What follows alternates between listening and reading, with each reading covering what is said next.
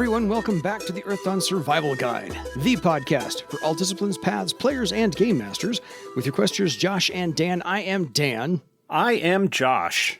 And on today's podcast, we will be discussing all things quizzical and fanatical, because after we handle some emails, we'll be getting to the Iron Legacy today.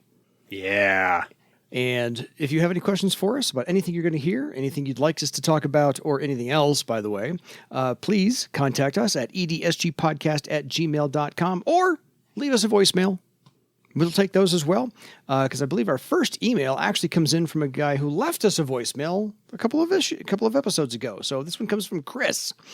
He says, "Greetings from the UK. I will not attempt to copy his accent because I'm going to get it wrong no matter what I do. So I'm going to read this as me, but it's from Chris. Thanks for the podcast, which I've been voraciously devouring as a new player to Earthdawn.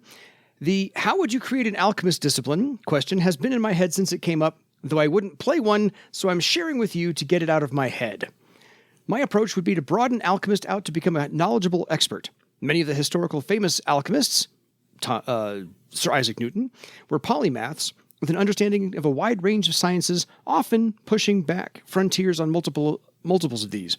Some were more reclusive, some traveled widely to see other places or measure the size of the planet. Some were charlatans. Most had to make their own tools. Glass blowing really took off. But of course, that is historical. An Earthdawn alchemist would be an adept, in tune with the magic that makes the world work, and should be able to see and understand threads and patterns, if not necessarily manipulate them. Not a spellcaster, not a mundane scientist. So, for talents, apart from alchemy, I'd suggest one knowledge skill as a talent, item history, craftsman as a talent, or astral sight, evidence analysis. Some option skills might include perception ones that affect combat due to heightened understanding, such as anticipate blow and spot armor flaw. Probably another knowledge skill as a talent at each tier.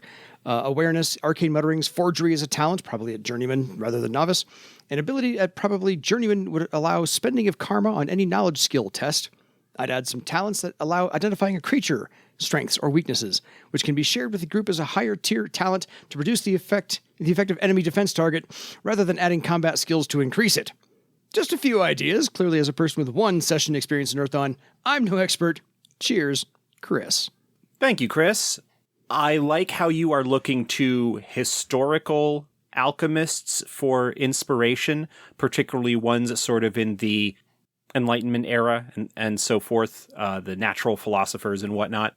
My only feeling on that is that your summary of kind of what they would be about and the talents that they have listed has me go, well, you can pretty much do that already with depending on exactly what kind of slant you want to take, weaponsmith or troubadour or wizard.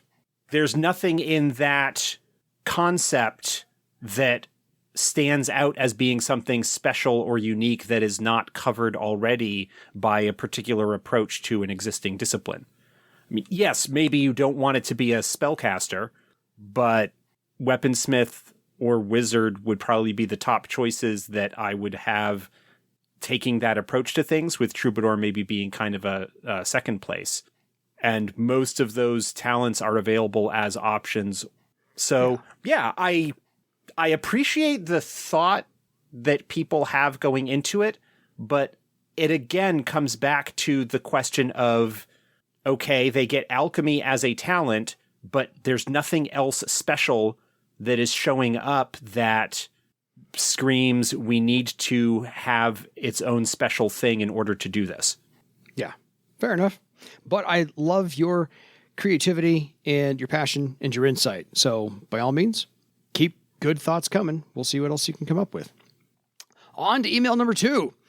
Dan and Josh, as a longtime Earthdawn player and fan, I have found your podcast to be really insightful, delightful, enjoyable, and great. Thank you both. I have put off sending you my questions in an attempt to not have a repeat question from an earlier episode. I'm mostly caught up, and I think I'm in the clear. But before my questions, the Outcast Warrior pop culture references seemed like they were kind of hard to pin down what a perfect example would be. And it seemed like you guys were looking for more references. Ask and you shall receive.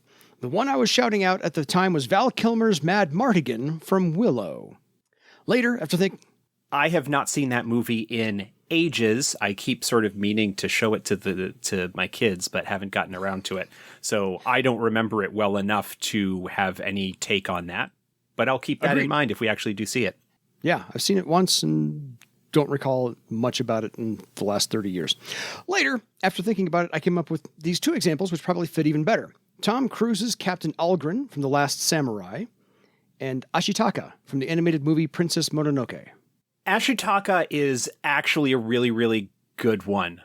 That is a good reference now that you mention it. Yeah, I think that one's pretty cool. Although the reason that Ashitaka is exiled does not really have to do with a matter of honor.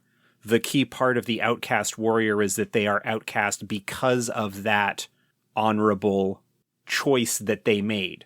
Whereas Ashitaka happens to be an exile who holds to himself to a pretty high standard of honor. But still, yeah, I think that's pretty cool. Yeah. I've seen The Last Samurai, but I have seen The Last Samurai ages ago. It's the Tom Cruise character, so it's the one white guy in the entire cast of Japanese folks. Yeah.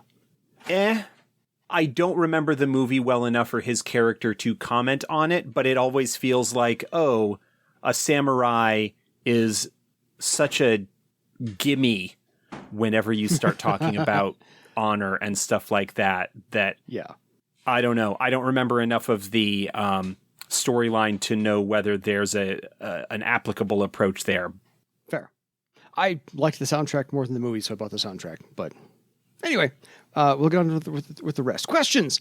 1. In the episode 16 Weaponsmith overview, Josh mentioned while discussing the 5th circle karma ability, where a smith may add karma on a damage test while using a weapon the smith crafted.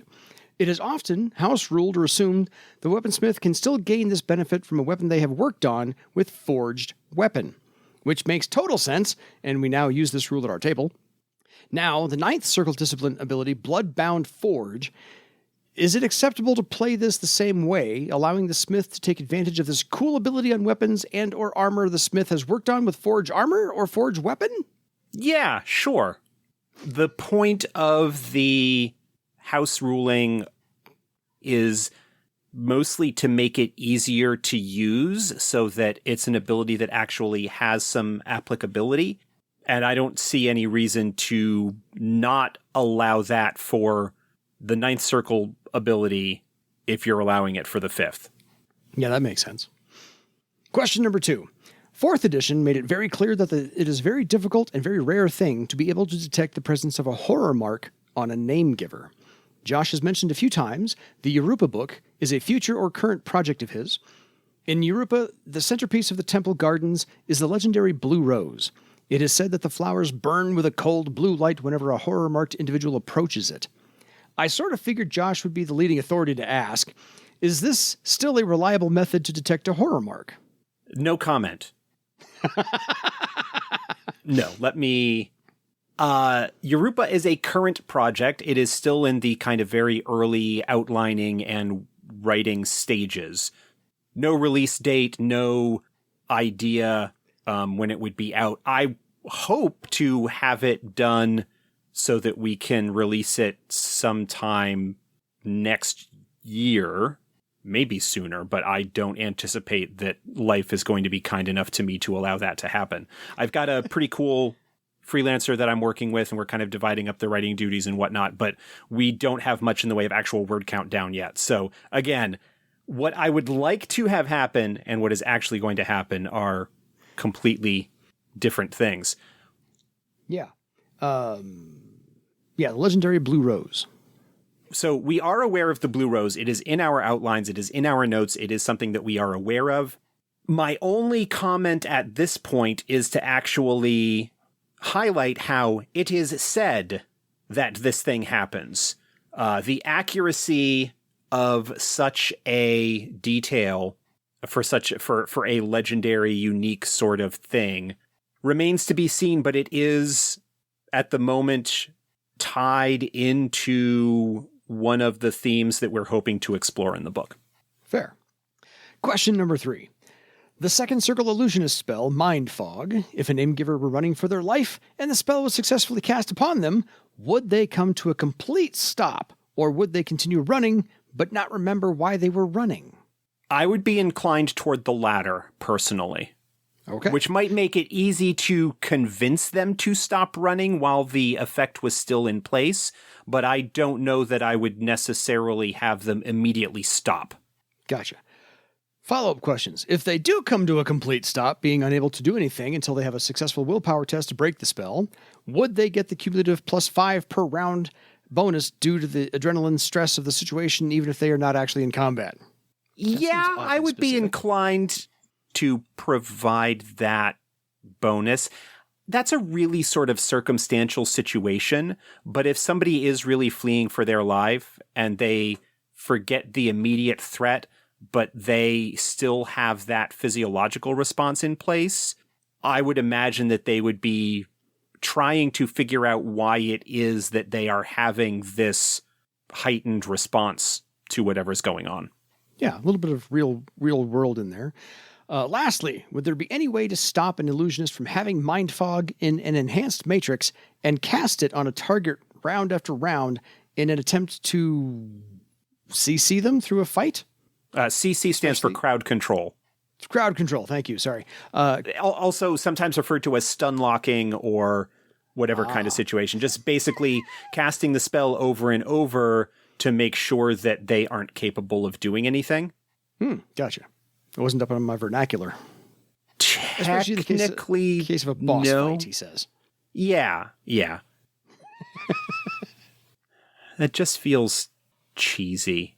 It just feels wrong. It feels video gamey. I'm just going to sit here and pummel you and pummel you and pummel you and pummel you. Yeah, I mean, that's a situation where definitely some bonuses would be likely to come into play. Hold on, Okay, Mind Fog is only second circle. Yeah. So yeah, the question is, would there be any way to stop an illusionist from having Mind Fog in an enhanced matrix and cast it on a target round after round?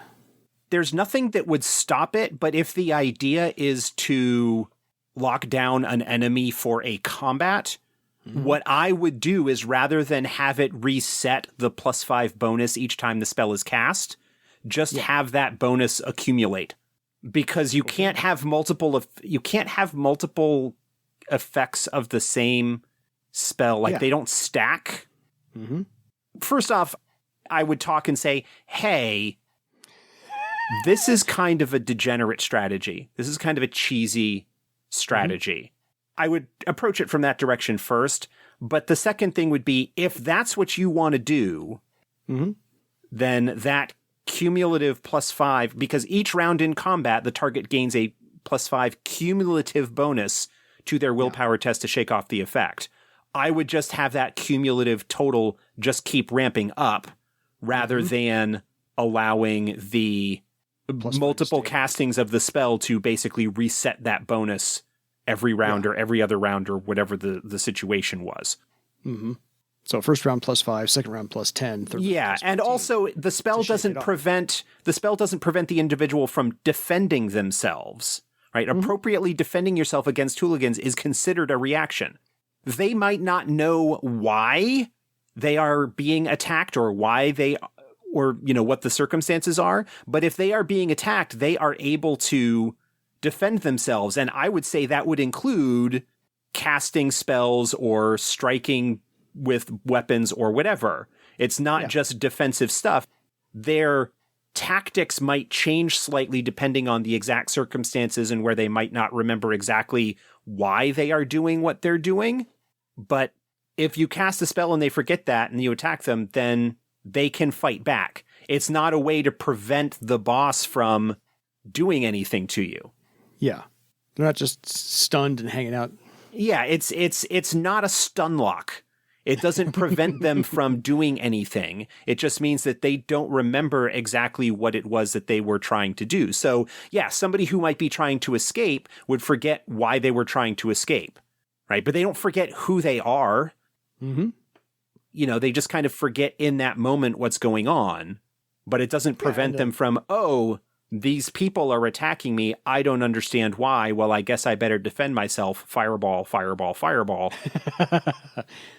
For lack of a better example, yes. Yeah, and if it's getting really bad, then I would just have that +5 bonus while in combat continue to stack and not be reset by individual castings of the spell. Fair enough. Okay. But again, like, approach it out of game first. I understand why you're trying to do what you want to do in a sense, maybe, and that is to quote unquote win the encounter, to find a strategy that can't be beat. It reminds me of a D&D game that I ran back in the 3rd edition days, where one of the players made a thief whose shtick was basically having a ring of invisibility. Like, I think it was a ring of invisibility and boots of haste, or some kind of like magical item combo that would in theory allow them to disappear, and then because they're invisible, that means they trigger their sneak attack ability again. Mm-hmm. Looking for a situation where they could minimize the risk that they had while trying to put out tons and tons of damage. And the trouble is that there's a bunch of stuff that was not susceptible to sneak attack damage. And so in situations where that combo didn't work, they had invested so much into getting that combo that they weren't capable of operating particularly well outside of it, and would get very frustrated in a sense because they felt that their thing was being denied. Mm-hmm. Well, you built it for a situation. That situation's not there. You're at a disadvantage now. You know, Mind Fog is not a stun lock. It doesn't prevent the boss from trying to smack you. They just might not know in the moment why they are doing it, except perhaps that, oh, these people are trying to hit me, so I'm going to hit them back. Yeah, you'll still trigger the fight or flight response. Yeah. You may not like either one. So, yeah. Question 4. The 4th Circle Illusionist spell, Notice Not. Does this actually make the caster invisible, or will name-givers be able to see the caster but just not notice them or what they are about until they disturb the environment somehow? It doesn't make them invisible. It just makes them kind of not be noticed unless they kind of blend into the background a little bit. Yeah. Unless something happens that would potentially trigger, say, a sensing test if they are interacting with the environment in some way. I mean, the spell is going to do a certain amount to try and have people rationalize why something is going on, but it does not make them invisible. And the spell explicitly does not protect against any form of astral sensing, unlike some illusions where that is built in. You know, in fact, in the description, if the target interacts with anything in the area, onlookers may make a sensing test as appropriate. So it's decent. It helps. You know, it can help in certain circumstances, but it's not an invisibility spell. Yeah. It's more like, hey, where did I leave my doohickey? Oh, if it was a snake, it would have bit you because it was right there and you just didn't notice it. My group is enjoying 4th edition. I would say that it is easily my favorite edition of Earth Dawn. Thank you, Josh, and the development team for all your hard work. And thank you, Dan, for making the EDSG podcast happen for all the prep work you do in the process. Cheers, Aaron. P.S. Please forgive any grammatical errors or typos. Being an art major, writing and typing has never been my strong suit. Well, thank you. I appreciate the kind words, and I'm sure the rest of the team does as well. I do too. So email number 3. This is from Andy. Hi, both. So far, we have survived 2 sessions in our looks likely horror struck kaer. In case you hadn't noticed, Chris from the voice message and email is playing the Cinnamon Warrior in our group. Chris was 2 emails ago. I had been singing the praises of the podcast, and as you can see, it worked. Anyway, on to a few questions. As adepts circle up, how much does their astral pattern change, or does it not? Additionally, would this make higher circle adepts stand out more on astral? The thief ability power mask seems to imply something can be hidden. I don't think that astral sight or astral examination of an adept's pattern would be able to tell you necessarily their exact circle. I think that for me is a little bit too specific a detail that could be gleaned from that. But I think maybe with a couple of successes against the adept's mystic defense on an astral sight test, you might be able to tell maybe what tier they are, you know, novice, journeyman, warden, master, or maybe even again, with sufficient number of successes, maybe even be low journeyman or high journeyman or, something along those lines. Yeah.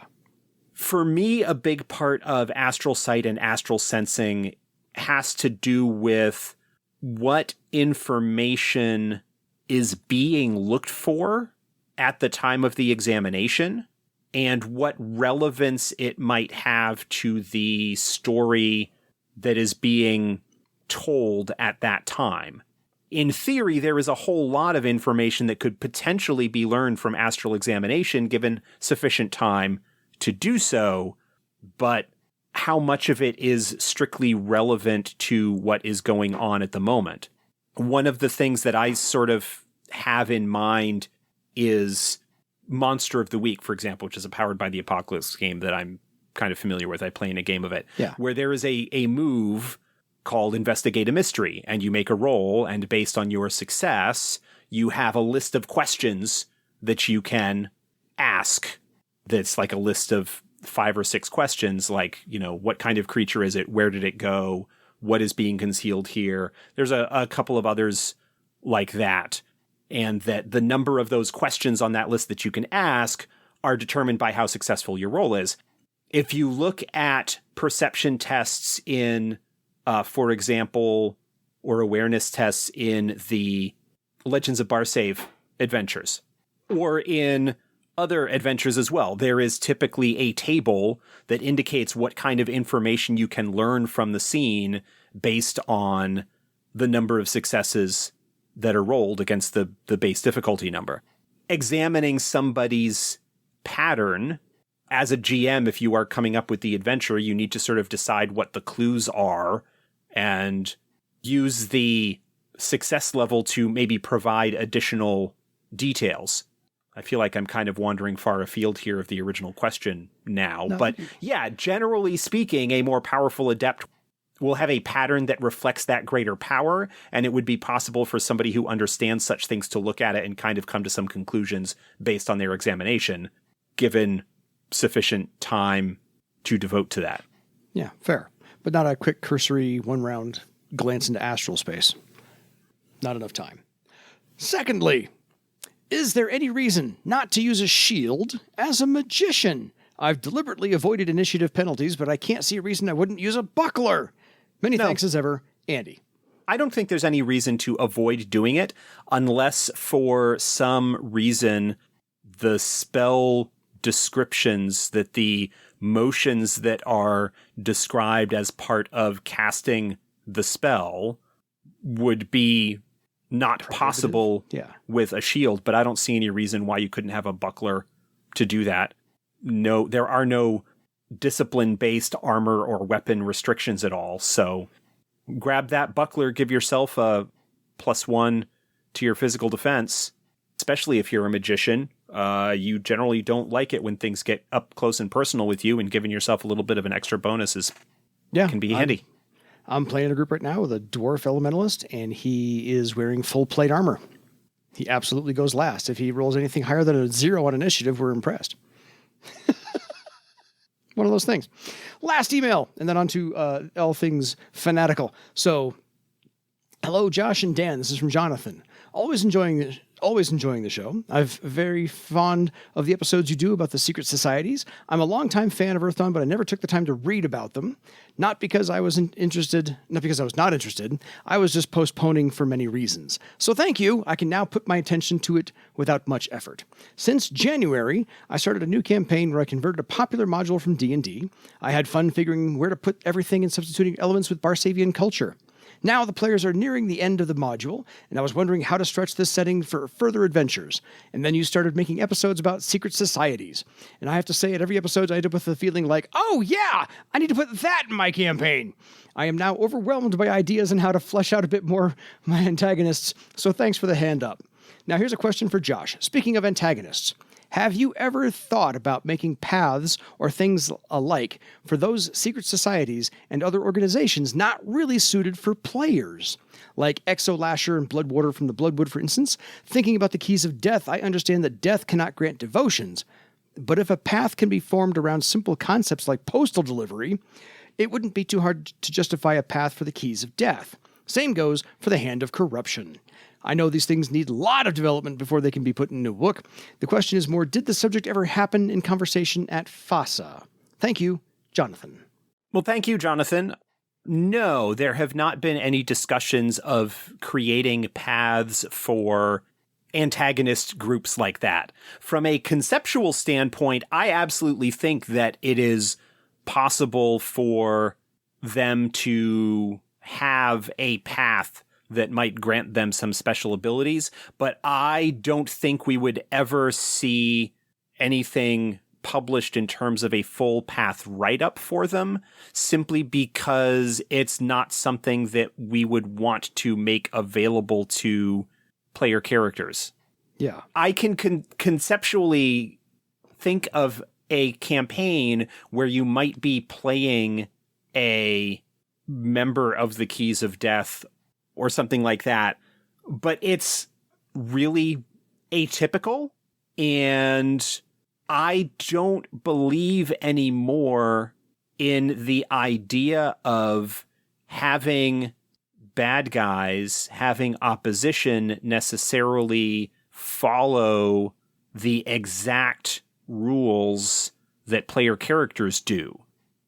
If I want to have a group like the Keys of Death that have this unusual magical trait that they learn as a result of their pursuit of this goal, or as a result of their membership in this organization, then I as a GM can just kind of come up with it and have it be something that comes up from time to time again, and without needing to do a full path write-up or everything, just kind of hand wave it, and if it comes up to be a question, say, yeah, it appears to be some kind of weird path magic, but because of the oaths and restrictions and requirements that are involved in any kind of path, you don't really know anything about it.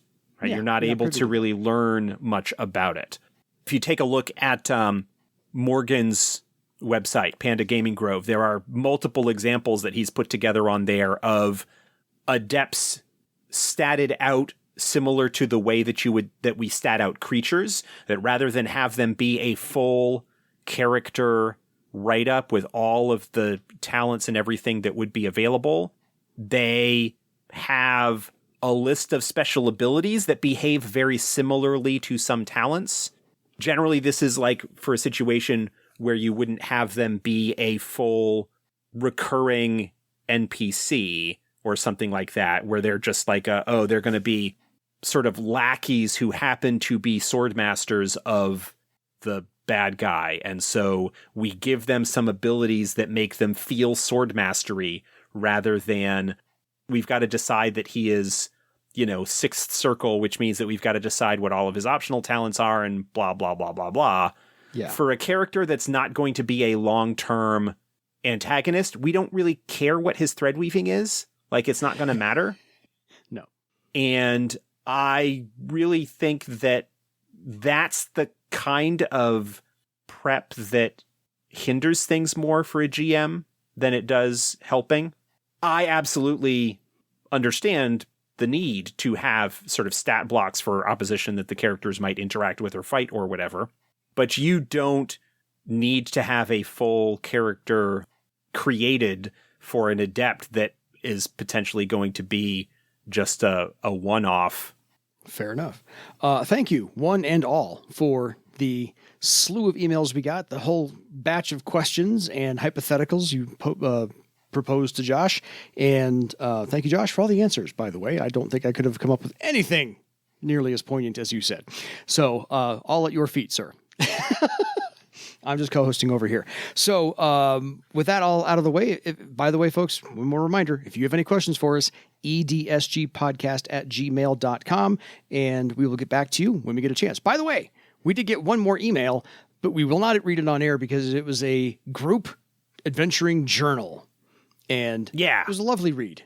I really enjoyed that whole read. It was nice to see someone else's take on what was happening with their adventuring group. And I like those little stories. So it was really cool to read, and we appreciated that. And it's just too long to put on the on the show here. Yeah. And no one wants to hear me ramble on anybody's story, really. So, on to all things fanatical. This is the Iron Legacy. And this is probably one of my favorite essays I've read out of the Secret Societies of Barsave. It's very well written. And yeah, whoever wrote this really understood orcs. And so it just tugged on the strings of like, yeah, orcs are getting the raw end of the deal on this one again, because this is a secret society, a cult, basically, dedicated to the mad passion Dis, and mostly their interest in slavery and mastery, not the other aspects involved in Dis. This is that one little facet of Dis about slavery and mastery, because really they're trying to return all orcs to slavery, and this is Dis's active opposition to the Passion Low Coast. Yeah. This is the third Mad Passion cult that is in the book. There's one for Ragok, the Crownbreakers. There's one for Vestrial, which we talked about before. The Whisperers? I think you're right, the Whisperers. You are correct. Whisperers is Vestrial. No problem. You had it. You had it right. And then this is the third of them, the one dedicated to Dis, specifically focused on their aspect of slavery, especially focused on the legacy of orcs being the slave race and looking to break them, and especially focused in this case on Cara Fahd. As the orc nation, this group's focus, while not exclusively on Cara Fahd, is very highly focused on the orc nation and looking to tear it down in some capacity. Yeah, since this was written at the time, or written and published at about the time when the Prelude to War was coming out, there obviously at the moment has not been a 4th edition update to this secret society.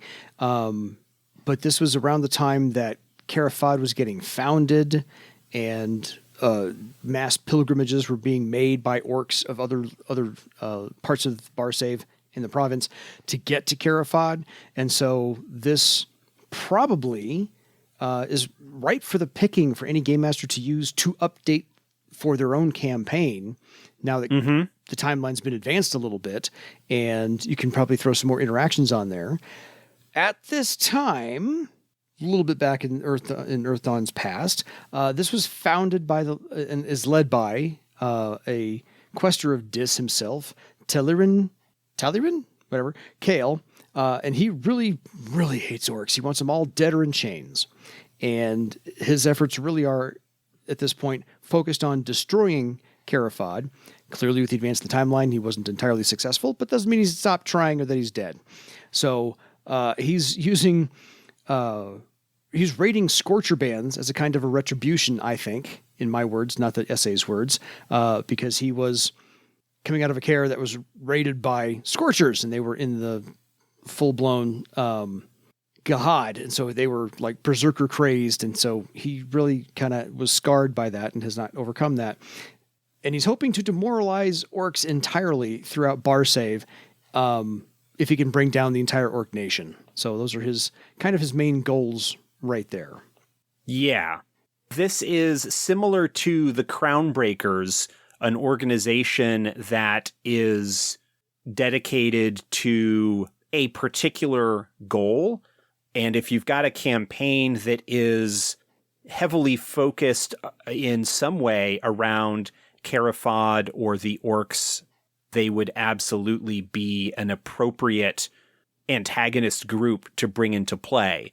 You certainly could expand their idea to deal with slavery in a broader sense, but this is a case where, much like the Crownbreakers, there is a particular individual that is driven to this objective not as a sort of broad overarching goal dictated to them by their patron passion, but more like, because I had this traumatic experience at the hands of orcs, I am damaged in some way and am taking that out, and the passion is empowering me in order to further this because I am devoted to them in pursuit of this ideal that is related.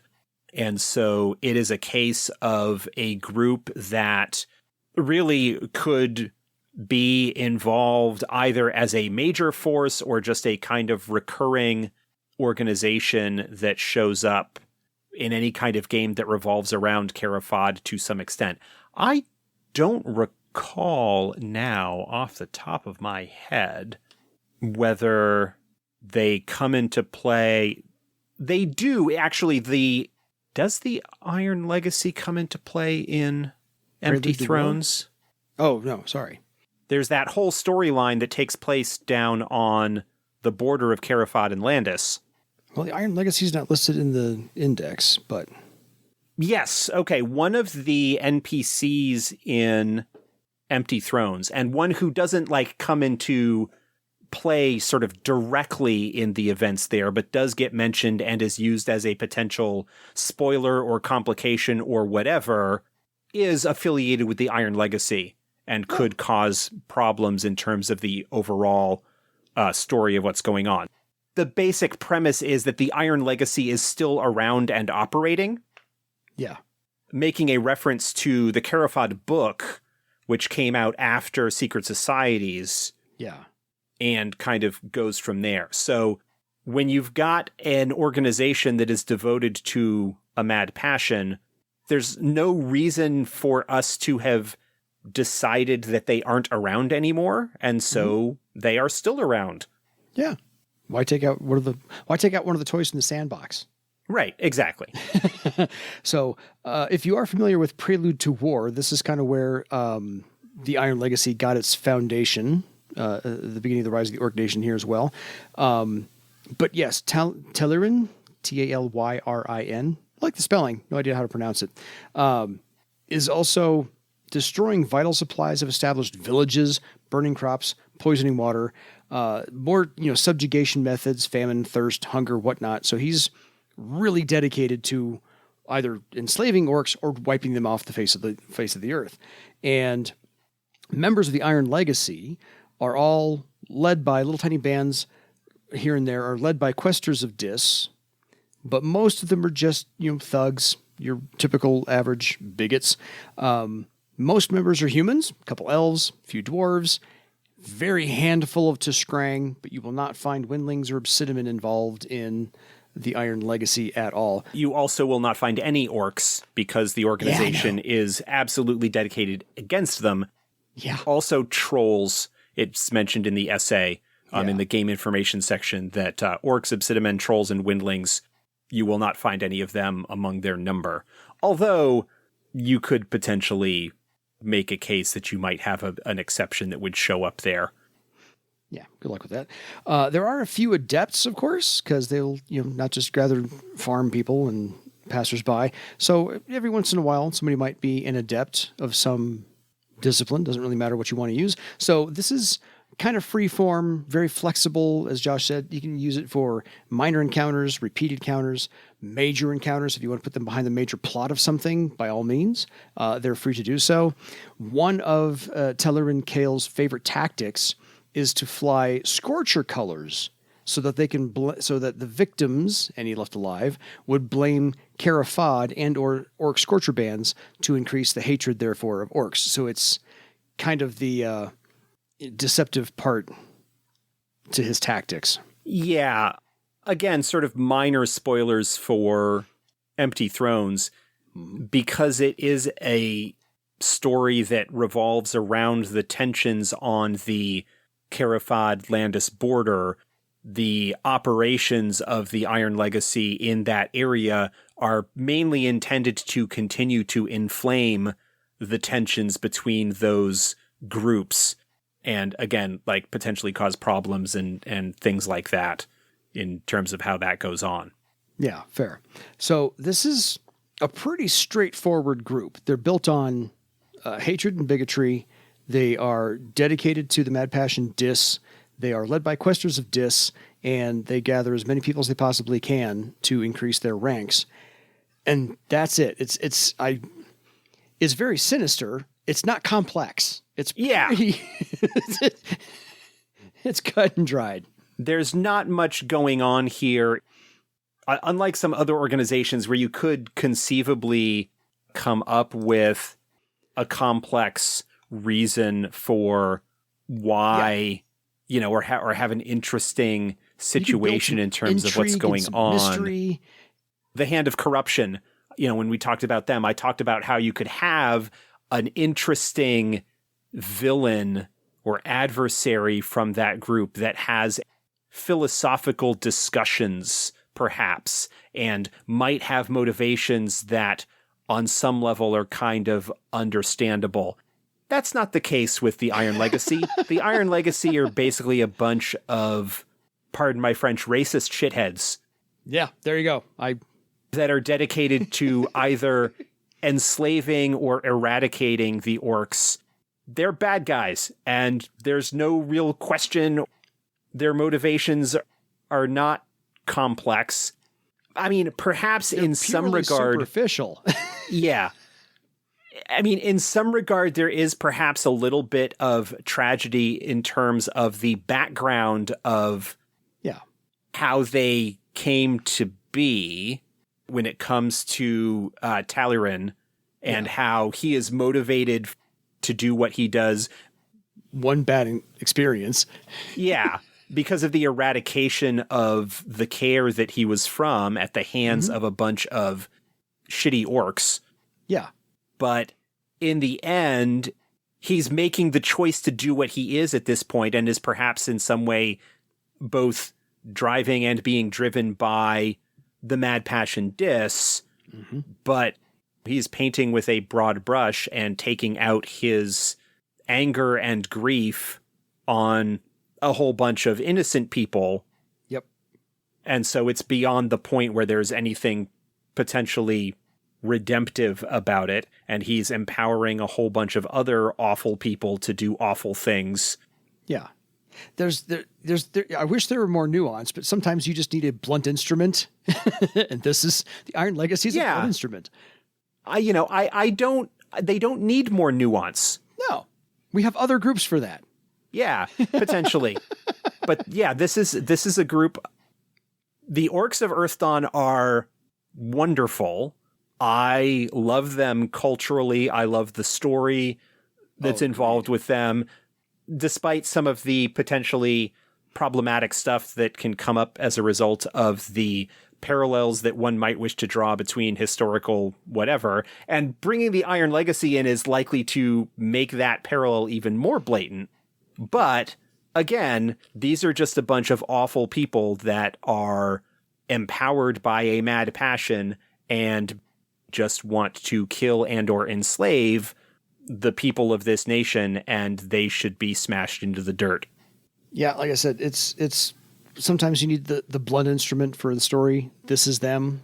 I think I can't say the simplest secret society we've talked about, but they're there. It's what they are. Sometimes you need that as an antagonistic foil, and sometimes you don't. So if you want to use them, there's 3 adventure hooks to kind of get you in there. One is very, very, very simple.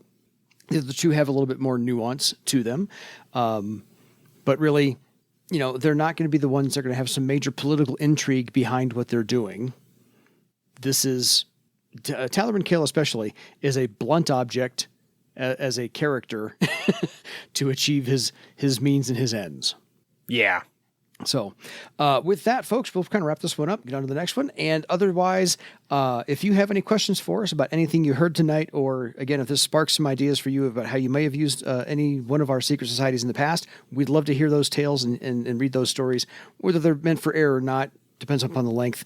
But feel free to contact us again at edsgpodcast@gmail.com. We really do love interacting with everybody, and all your ideas and thoughts are very welcome. Until next time, don't be too fanatical about your legend. Good night, everybody.